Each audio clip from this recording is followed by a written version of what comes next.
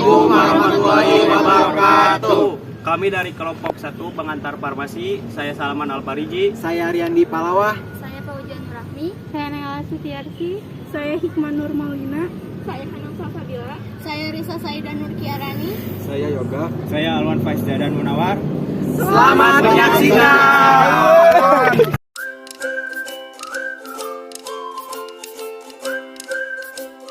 Di sini, kelompok kami akan menjelaskan mengenai bagan tersebut. Oke, kita masuk ke bagian yang pertama, yaitu HAM. HAM adalah kekuasaan atau wewenang moral yang dimiliki seseorang berdasarkan martabatnya sebagai manusia.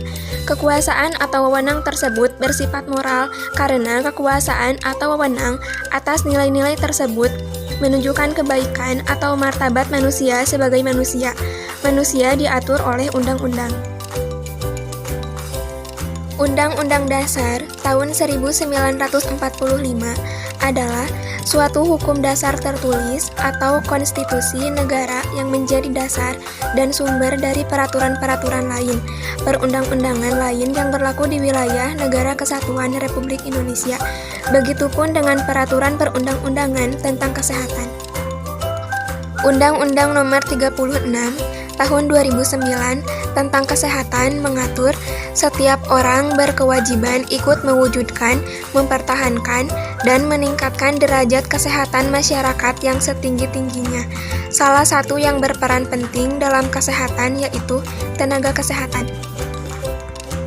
Undang-Undang 36 Tahun 2014 tentang tenaga kesehatan mengatur setiap orang yang mengabdikan diri dalam bidang kesehatan serta memiliki pengetahuan dan atau keterampilan melalui pendidikan di bidang kesehatan yang untuk jenis tertentu memerlukan kewenangan untuk melakukan upaya kesehatan. Salah satu tenaga kesehatan yaitu pekerjaan kefarmasian. Lanjut tentang Peraturan Pemerintah Nomor 51 Tahun 2009 tentang pekerjaan kefarmasian. Pekerjaan kefarmasian menurut Peraturan Pemerintah Nomor 51 Tahun 2009. Pekerjaan kefarmasian adalah pembuatan termasuk pengendalian mutu sediaan farmasi, pengamanan, pengadaan, penyimpanan, dan pendistribusian atau pengelolaan obat, pelayanan informasi obat, serta pengembangan obat. Menurut Peraturan Pemerintah Nomor 51 Tahun 2009, pekerjaan kefarmasian Pasal 5, pelaksanaan pekerjaan kefarmasian meliputi 1. Pekerjaan kefarmasian dalam pengadaan sediaan farmasi. Pengadaan sediaan farmasi harus dilakukan oleh tenaga kefarmasian.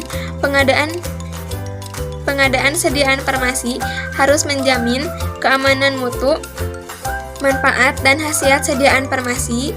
Pengadaan sediaan farmasi dilakukan fasilitas produksi, fasilitas distribusi, atau penyaluran dan fasilitas pelayanan sediaan farmasi. 2. Pekerjaan farmasi dalam produksi sediaan farmasi.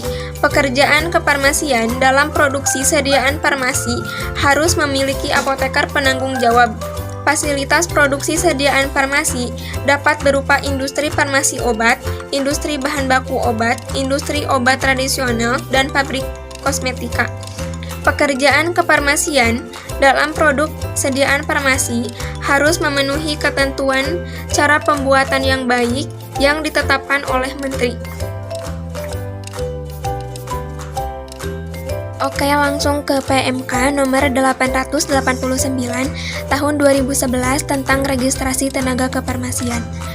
Peraturan ini merupakan bagian dari pelaksanaan JDIH di lingkungan BPK RI. Secara khusus dimaksudkan untuk memperluaskan informasi peraturan perundang-undangan dan dokumentasi hukum secara mudah, cepat, dan akurat kepada para pengguna baik kalangan internal BPK RI maupun masyarakat.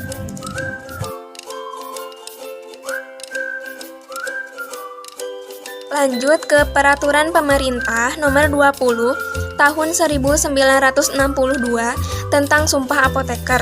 Peraturan Pemerintah Nomor 20 Tahun 1962 ditetapkan pada tanggal 20 September 1962 oleh Presiden Republik Indonesia Soekarno.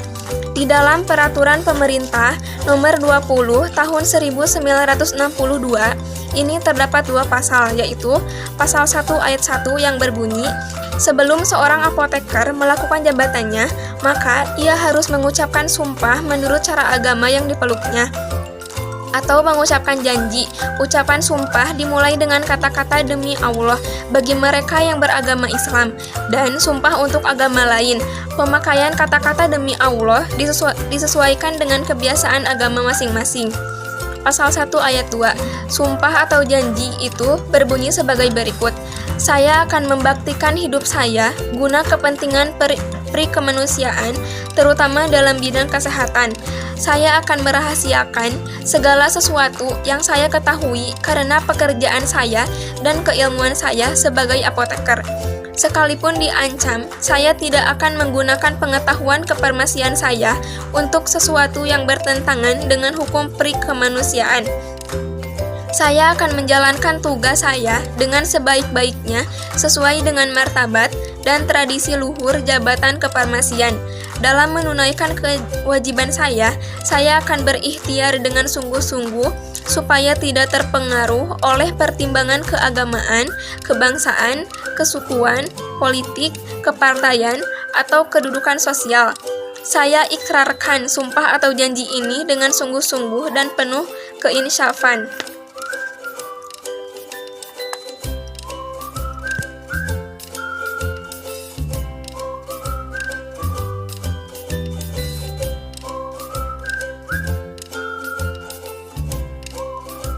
Kode etik apoteker. Kode etik adalah kumpulan nilai-nilai atau prinsip yang harus diikuti oleh apoteker sebagai pedoman dan petunjuk serta standar perilaku dalam bertindak dan mengambil keputusan. Bab 1. Kewajiban umum. Pasal 1. Sumpah atau janji. Setiap apoteker harus menjunjung tinggi, menghayati, dan mengamalkan sumpah apoteker. Pasal 2. Setiap apoteker harus berusaha dengan sungguh-sungguh menghayati dan mengamalkan kode etik apoteker Indonesia. Pasal 3. Setiap apoteker harus senantiasa menjalankan profesinya sesuai kompetensi apoteker Indonesia, serta selalu mengutamakan dan berpegang teguh pada prinsip kemanusiaan dalam melakukan kewajibannya. Pasal 4. Setiap apoteker harus selalu aktif mengikuti perkembangan di bidang kesehatan pada umumnya dan di bidang farmasi pada khususnya. Pasal 5. Di dalam menjalankan tugasnya, setiap apoteker harus menjauhkan diri dari usaha mencari keuntungan diri semata yang bertentangan dengan martabat dari tradisi luhur jabatan kefarmasian. Pasal 6. Seorang apoteker harus berbudi luhur dan menjadi contoh yang baik bagi orang lain. Pasal 7. Seorang apoteker harus menjadi sumber informasi sesuai dengan profesinya. Pasal 8. Seorang apoteker harus aktif mengikuti perkembangan peraturan perundang-undangan di bidang kesehatan pada umumnya, di bidang farmasi pada khususnya. Bab 2. Kewajiban apoteker terhadap penderita. Pasal 9. Seorang apoteker dalam melakukan pekerjaan kefarmasian harus mengutamakan kepentingan masyarakat dan menghormati hak asasi penderita dan melindungi makhluk hidup insani. Bab 3. Kewajiban apoteker terhadap teman sejawat. Pasal 10. Setiap apoteker harus memperlakukan teman sejawatnya sebagaimana ia sendiri ingin diperlakukan. Pasal 11. Sesama apoteker harus selalu saling mengingatkan dan saling menasehati untuk mematuhi ketentuan-ketentuan kode etik. Pasal 12. Setiap apoteker harus mempergunakan setiap kesempatan untuk mengingatkan kerjasama yang baik sesama apoteker di dalam memelihara keluhuran martabat jabatan kefarmasian serta mempertebal rasa saling mempercayai di dalam menunaikan tugasnya. Bab 4. Kewajiban apoteker atau farmasis terhadap sejawat petugas kesehatan lainnya. Pasal 13. Setiap apoteker harus mempergunakan setiap kesempatan untuk membangun dan meningkatkan hubungan profesi saling mempercayai, menghargai, dan menghormati sejawat petugas kesehatan. Pasal 14. Setiap apoteker hendaknya menjauhkan diri dari tindakan atau perbuatan yang dapat mengakibatkan berkurangnya atau hilangnya kepercayaan masyarakat kepada sejawat petugas kesehatan lainnya. Bab 5. Penutup. Setiap apoteker bersungguh-sungguh menghayati dan mengamalkan kode etik apoteker Indonesia dalam menjalankan tugas kefarmasian sehari-hari.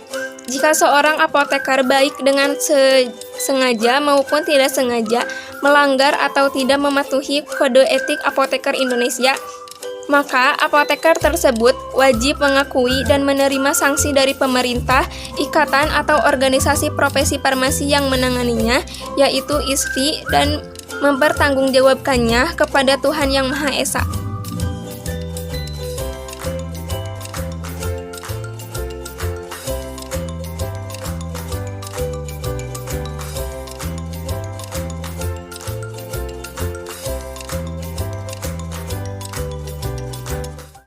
Sekian dari kelompok kami, terima kasih. Wassalamualaikum warahmatullahi wabarakatuh. Salam farmasi enakeun. Aku hampir selama ini.